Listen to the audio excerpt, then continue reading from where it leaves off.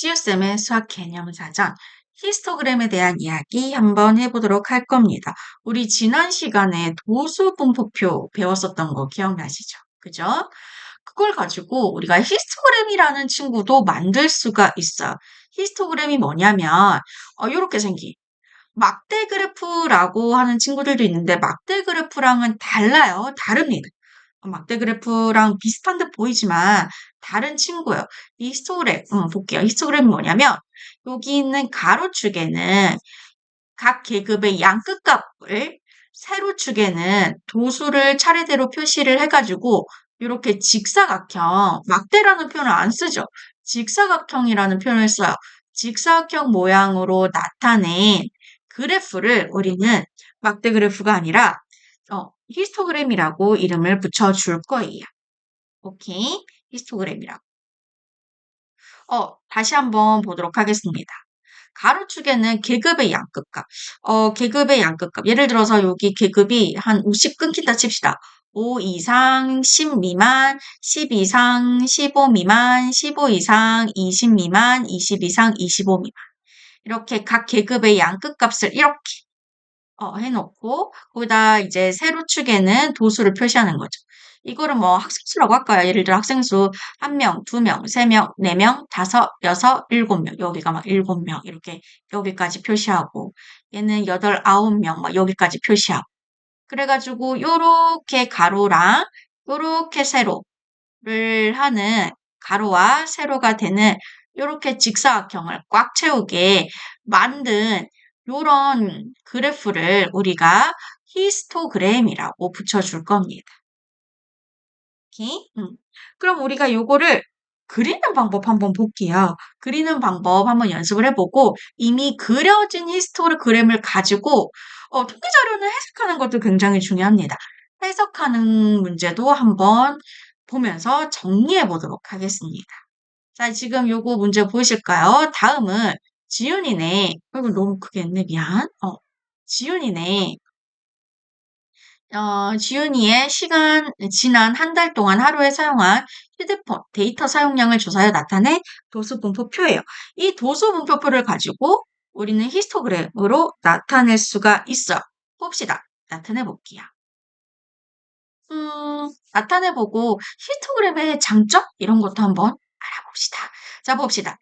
일단은 여기 이렇게 각 계급이 있잖아요. 그죠? 각 계급이 있고, 그러면은 0 이상 50 미만, 0, 메가바이트 뭐 이렇게 해야 되는데, 선생님 그냥 이 단위를 뺄게요. 0 이상 50 미만. 여기잖아. 0 이상 50 미만. 그때의 도수가 얼마입니까? 이틀이니까 2잖아요. 그죠? 그래서 요렇게 직사각형을 만들 거예요.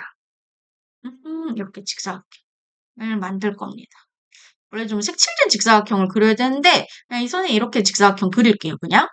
그 다음 계급 50 이상 100 미만의 계급에서의 도수는 5니까 50 이상 100 미만 여기에서의 도수는 여기 5 여기겠죠. 여기가 5니까. 그래서 이렇게 되는 직사각형을 만들 수가 있어요. 이렇게 직사각형. 여기 이 부분 꽉 차게 해서 직사각형 모양으로 해주세요. 막대 그래프 아니라고 했어요. 막대 그래프는 이렇게 조금 양쪽을 좀 띄워놓고 이렇게 막대처럼 그리잖아요. 아니요, 얘는 꽉 차게 그리셔야 돼요. 아시겠죠? 막대 그래프랑 다릅니다. 그리고 세 번째 계급 100 이상 150 미만 여기에 도수가 10이니까 10이 여기죠. 그죠? 여기까지 이렇게 해서 직사각형을 이렇게 만들어 주시면 돼요. 그리고 요 계급 150 이상 200 미만 네, 도수는 7이니까 7이 6 다음에 7이죠. 여기죠. 여기가 7이죠. 여기 쭉 와가지고 이렇게 직사각형 만들게요. 그 다음에 200 이상 250 미만 요 계급의 도수는 4니까 4가 여기잖아요. 이렇게 직사각형 만들어 볼게요. 그 다음에 250 이상 300 미만도 도수가 2니까 2를 이렇게 만들어 볼게요.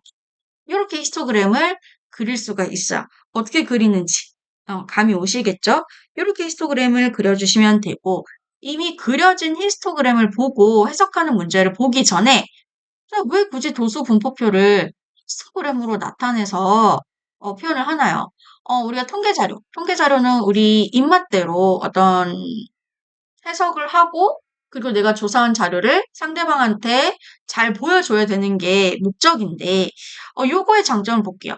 얘는 숫자를 하나하나 이 도수를 읽어야 된다라는, 단점이 될 수도 있게 단점이 있는데, 요거는요, 이 표에 비해서 한눈에 알아볼 수 있는 장점이 있어요. 그럼 예를 들어서, 내가 가장 높은, 도수가 가장 높은 계급을 알고 싶어. 그러면 이 그림에, 이 히스토그램에 의해서는 얘가 누가 봐도 얘가 제일 높아 보이잖아요. 그죠? 제일 높아 보이는 게 아니라 제일 높잖아요. 딱 봤을 때.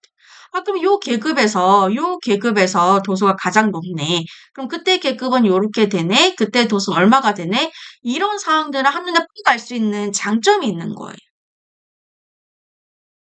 아시겠죠? 그래서 요런 장점을 조금 더 부각시키고 싶을 때는 도수 분포표보다는 히스토그램으로 나타내 주실 수가 있다는 거죠.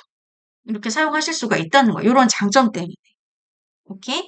그러면 이미 누군가 요런 의도로 히스토그램을 만들었어요. 그 만든 거를 해석을 한번 해보도록 하겠습니다. 밑에 보시면 조금 더 확대를, 어, 200까지 확대를 하니까 200까지라고 하면 여러분은 뭔 말인지 모르겠죠? 어, 요걸 볼게요. 이거 조금 더 확대를 한번 해볼까? 음, 음, 음, 좀 계속 확대를 나가고 있습니다. 조금만 더 확대를 해도 될 것 같은데. 아, 한 이 정도 확대를 할게요. 이 정도 확대를 보면, 아니, 이거 교과서에서, 동아출판 교과서에서 따온 문제인데, 다음은 어느 해 해외에서 발생한 규모 5.0. 이걸 어떻게 읽죠? 단위를 잘 모르겠네. 이상의 지진 발생 횟수를 조사하여 나타낸 히스토그램이래요. 물음에 답해달라라고 이야기를 하고 있습니다. 지진, 그죠. 요즘 우리나라에도 지진이 점점 빈도수가 높아가고 있다는데, 안전해야 될 텐데, 일단은 봅시다. 지진. 2016년 기상청에서 가져온 그 자료를 가지고 도수분포표가 아니라 이렇게 히스토그램으로 한번 나타내 봤어요. 그럼 첫 번째, 계급의 크기를 구해달라라고 하는데, 계급이 여기에서 여기까지, 여기에서 여기까지, 여기에서 여기까지. 그럼 각 계급의 크기는 모두 같아야 돼요. 도수분포표에서 각 계급의 크기는 모두 같아야 되거든요. 그거를 이제 요렇게 히스토그램으로 옮겨온 거니까 에서도 여기 있는 각 계급의 크기는 모두 같아야 됩니다. 그럼 계급의 크기 어떻게 구한다고 했어요? 뒤에 있는 요 끝값에서 앞에 있는 요 끝값을 빼면 된다라고 했었죠. 이거 잘 가려져서 안 보이네. 한 지우기라고 해볼게요. 그러면은 5.5에서 5를 빼면 되겠지. 그럼 계급의 크기가 얼마가 되겠어요? 0.5. 단위 붙여주세요. M. M인데 단위는 뭐라고 읽을까요? 혹시 아시는 분은 저한테 좀 알려주세요. 자, 요거를 여기다 해야 되는데, 계급의 크기는 0.5M 이렇게는 뭐 나타내시면 되고요. 그 다음에 우리 전체 지진 발생 횟수.